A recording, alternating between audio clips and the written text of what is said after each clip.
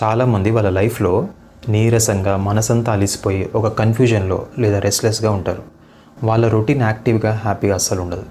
దీనికి main reason ఏంటంటే మన లైఫ్లో కన్జంప్షన్ ఎక్కువ ఉంటుంది, క్రియేషన్ చాలా తక్కువ ఉంటుంది.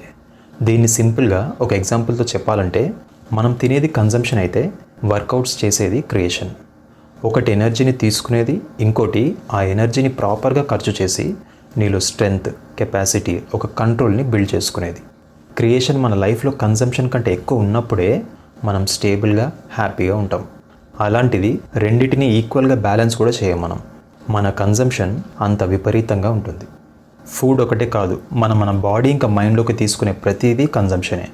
విపరీతంగా సోషల్ మీడియా కంటెంట్ని చూస్తూ ఒపీనియన్స్ని ఫామ్ చేసుకుంటాం, కానీ మన సొంతంగా ఏమీ ఆలోచించం.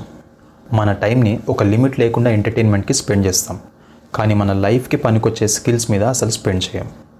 ఆల్రెడీ మనకున్న అలవాట్లతోనే మన లైఫ్ని లీడ్ చేస్తాం, కానీ మనకి యూజ్ అయ్యే కొత్త అలవాట్లను నేర్చుకోము. మనల్ని డ్యామేజ్ చేస్తున్న ఓల్డ్ హ్యాబిట్స్ని తగ్గించుకోము. ప్రపంచంలో జరిగే న్యూస్ అంతా చూస్తూ రియాక్ట్ అవుతూ ఉంటాం, కానీ ఎమోషన్స్ని కంట్రోల్ చేసుకుంటూ విషయాన్ని అర్థం చేసుకొని రెస్పాండ్ అవ్వము.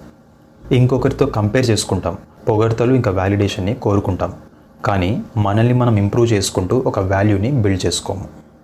ఇలా క్రియేట్ చేయకుండా నువ్వు ఏదైతే కన్జ్యూమ్ చేస్తూ వెళ్తావో అది నిన్ను శాసిస్తుంది, కంట్రోల్ చేస్తుంది, నీ లైఫ్ని పాడు చేస్తుంది. సో కన్జంప్షన్కి, క్రియేషన్కి మధ్య డిఫరెన్స్ని క్లియర్గా అర్థం చేసుకోండి.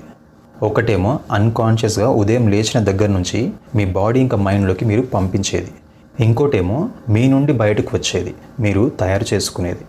నువ్వెంత కన్జ్యూమ్ చేస్తే లైఫ్లో నువ్వు అంత ఆధారపడతావు, అడిక్ట్ అవుతావు. అదే నువ్వెంత క్రియేట్ చేస్తే అంత స్వతంత్రంగా, సంతోషంగా ఉంటావు. సో ఈ 2026లో మీ ప్రోగ్రెస్ని ప్రతిరోజు ఎంత కన్జ్యూమ్ చేస్తున్నారు, ఎంత క్రియేట్ చేస్తున్నారు అనేది చెక్ చేసుకుంటూ మీ లైఫ్ని లీడ్ చేయండి.